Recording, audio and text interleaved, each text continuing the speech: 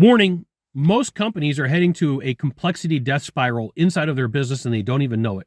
They don't have standard operating procedures. They don't have org charts. They don't have job descriptions. They don't even have next steps. So what are some things that you could do about this, and why does it matter? This is a fantastic question. I'm Scott Sylvan, coming to you live from Consulting Secrets on a perfect day to talk about business growth, opportunities, death spirals, and a fantastic day to talk about you.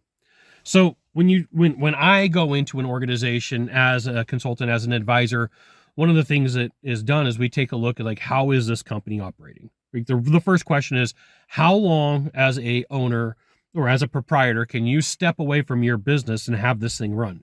Is it a day? Is it a week? Is it a couple of weeks? Is it a month? Is it 3 months? Is it 6 months? And the further out that this gets, the better off that you are. So if you think in terms of, okay, I have standard operating systems in place, I have org charts in place, I have ways that I can look at what is going on as a dashboard inside of the business, all of these things work to your favor. So first and foremost, hands down, you should have pretty much every key process documented that you can, right? You like, the way that you do this is you go to each department and you're like, hey, department, what are the top 5 processes that we do? And then they tell you, and you go, great, write standard operating procedures for all of those. And then you go to them again. You're like, okay, we got the first 5. What are the next 5? And then you go again. We've got 10. How do we get to 15? And what you're going to find is each department probably has somewhere between 10 and 15 things that they do. Okay. Now, this future-proofs your business, because what happens is now you can build out a job description. You could say, hey, here is the role and here's all the things that you need to do. And here is the job description. Because one of the things that happens inside of a ton of businesses, especially if it's below 3 million, and especially if the department's around 3 million, is you get black boxing. And that's the person who's scared they're going to get fired. They're scared they're going to have to give up control. So they never tell you what they do so that they can't get fired, so that they can't ever have standards held against them. I talk about this a ton for a reason. Okay. Next up, you're going to install managers, and the managers are going to have roles and functions inside of the business. They're going to have people that answer to them, that look at the dashboard and say, this is what the dashboard says, and this is what you got to live up to, right? And then what happens is you end up moving the relationships inside of the company. And if you don't have this, you have a silent valuation cap. You have a maximum water level. And if you don't have AI somewhat in your business, you're already getting dinged for it. And some private equities and some investors are putting, like, you don't have AI in your business and you didn't take the time to put it in there, we're going to give you a discount on the company by 10, 20, or 30%. And in their mind, they're like, this is a good deal because we're buying your company at a discount because you're not prepared. So all of this stuff really comes to fruition against you at the moment of your sale. Or if you're trying to be profitable and you're like, I don't know why I'm stuck. Like, one of the first questions, if you go, hey, Scott, I don't know why I'm stuck. I'm like, do you have standard operating procedures? Nope. Okay. Do you have a org chart? Nope. Okay. Do you have job descriptions? Nope. Those are hands down. Like, I'm giving you, like, if we were going to sit down and you were paying me, I'm giving it to you for the cost of a video. You were paying me. I would say these are the places to start.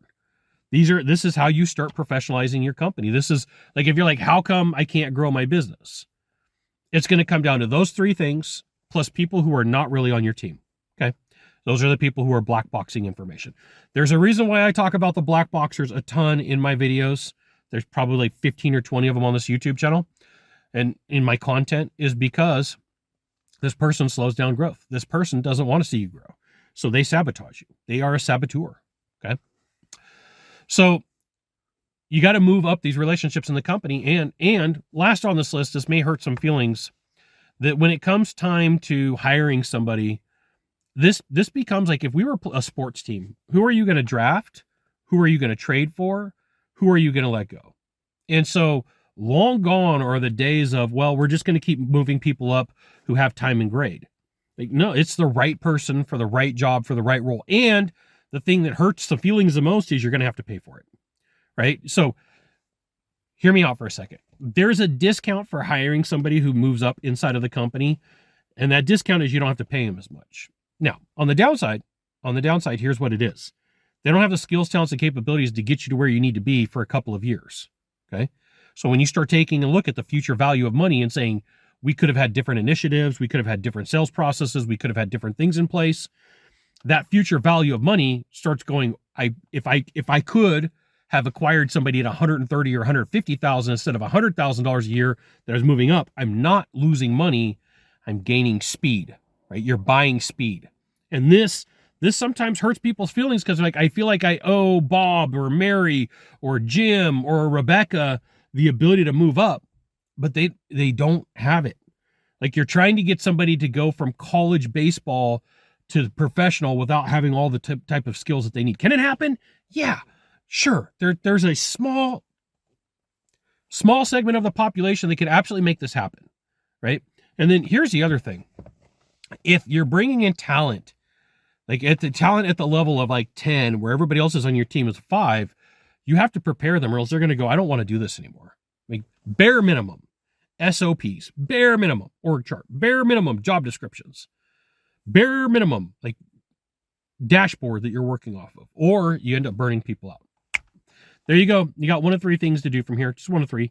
Find the subscribe button, click on it. Every time I send a video, you'll get an update. 2, hit follow. 3, share this video with a friend. We'll see you soon. Thanks for watching.